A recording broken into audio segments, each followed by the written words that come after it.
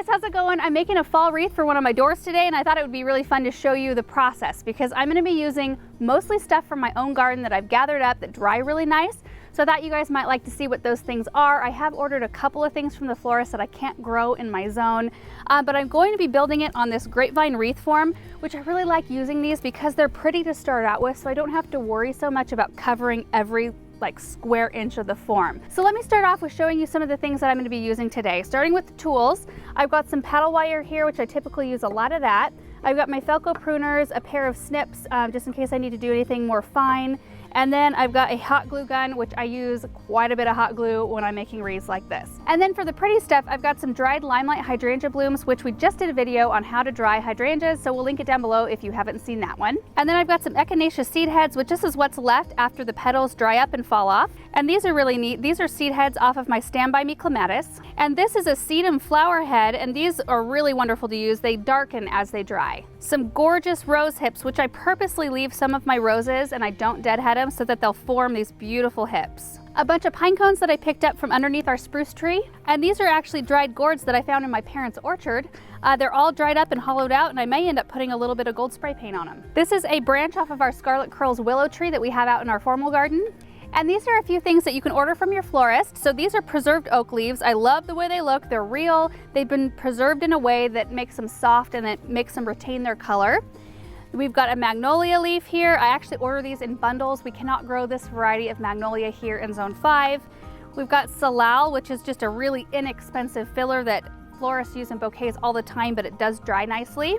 And then we've got dollar eucalyptus, which I thought might be nice to bring a little spot of kind of a blue tint. And then the last couple of things, they're not real, but I thought they might be kind of fun to work into the wreath. I've got some faux pheasant feathers, and then this really cute little owl made out of all natural elements. So I'm not sure if I'm gonna use these, but I might. All right, so now that that's out of the way, I'm gonna start this wreath, and I think what I'm gonna do first is I'm going to twist some of these Scarlet Curls branches around, and I realize that I'm adding branches on top of branches, but I wanna give this a little bit more movement. So what I'm gonna do is I've gathered up these branches, the kind of wider ends on this side, and I'm going to lash them all together with paddle wire. Now I'm just gonna wrap it around just several times to where it's really tight. So now I've got another piece of paddle wire that I'm going to attach to my bundle so that I can easily attach it to the wreath form. And then because these branches are so squirrely, I'm actually going to add one more piece of wire. See how the ends right here kind of come out? I'm going to attach another piece of wire so that it's really secure down here, so that when I'm kind of manhandling these branches and weaving them in and out, it won't move at the end. Working with wire reminds me why putting on lotion is a bad idea. I'm having a really hard time getting a good grip. Wire's slipping right out of my hands. So these branches are going nowhere. So now I'm just gonna take them and start weaving them in and out around the wreath. I may need to add a piece of wire here or there to get them to sit exactly how I want them to.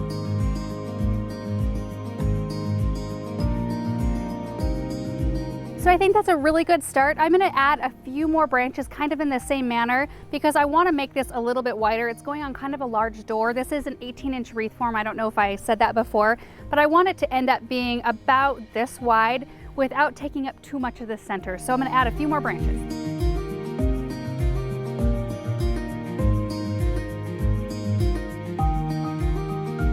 Okay, so I think at this point I've got my branches kind of woven around. I might add more as I go, but I've got this side a little bit wider, so I'm gonna kind of start building right here, and then we'll see how far I get up here. I may not end up putting very much stuff on the kind of top part of the wreath, so I think I'm gonna start with some of my bulkier stuff first, so some of the leaves and foliage. So I'm gonna start with the magnolia leaves first, and this is the part where I will use some hot glue because it makes it easy just to kind of tuck them exactly where I want them to be. And I am going to use these with the brown side, so the underside of the leaf facing out, because that's what I prefer for fall. I do love the glossy green, that's very pretty, and I might turn some of them forward so that I kind of have like I'll show you what that looks like. It's really pretty to use them like that, as opposed to just all green. It would be just a little bit boring.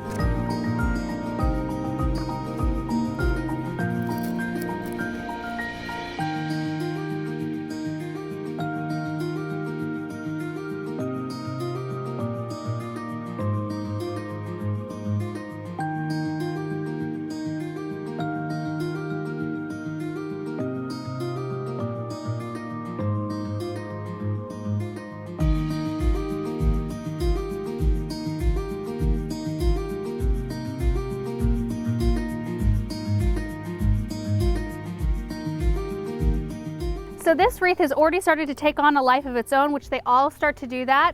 And it looks like this is going to be the center, kind of where this little cluster of pine cones is. And it looks like I'm going to be building this way and this way. Whether or not I meet on this side, we'll see as it evolves. But I've already used some of the rose hips, which I think really just shine in this arrangement. There's a limelight hydrangea, some of the bush clematis, and I think actually these pheasant feathers look really great with the rose hips.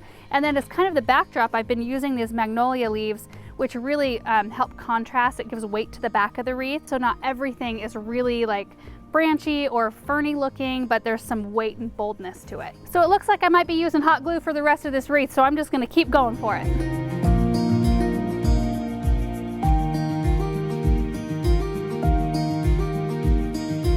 Oh my gosh, I'm so excited with how this is coming out so far. So fun. And the cool thing about doing wreaths like this is that you will end up with something that you could never buy at a store. They are not manufactured, they don't all look the same. It'll look just completely different and completely unique.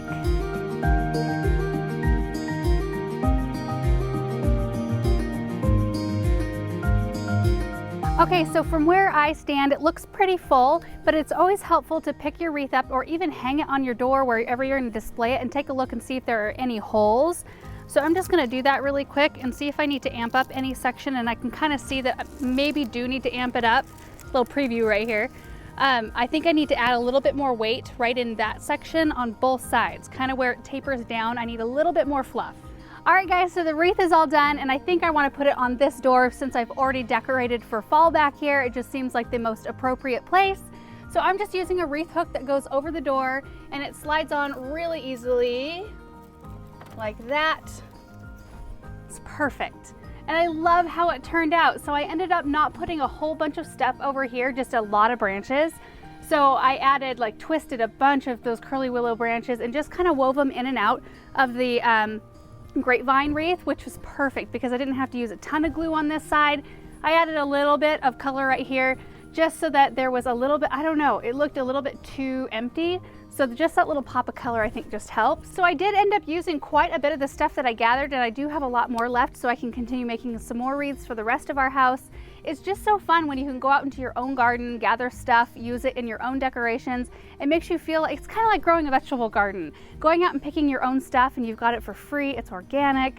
Same goes for this kind of thing. You can have your own beautiful blooms and you feel like a sense of accomplishment for having grown them yourself, drying them, using them in something like this. And then this, since it's a dried arrangement, this will last for like indefinitely as long as you store it well. So usually I leave it on the wreath hanger and put a big garbage sack over it and gather it at the top and just hang it in a spare closet. Or if you've got like space in a garage or somewhere where it's not going to get smashed or touched a lot, they will last for quite a long time. So that's pretty much it for this wreath making project. And you know, you should check your local garden center because a lot of times they'll offer wreath making classes, particularly in the fall and winter months. And most of the time they have all the supplies that you need there, which is a really good way to get started, especially if you've never done this before. So anyway, thank you guys so much for watching this video, and we will see you in the next one. Bye.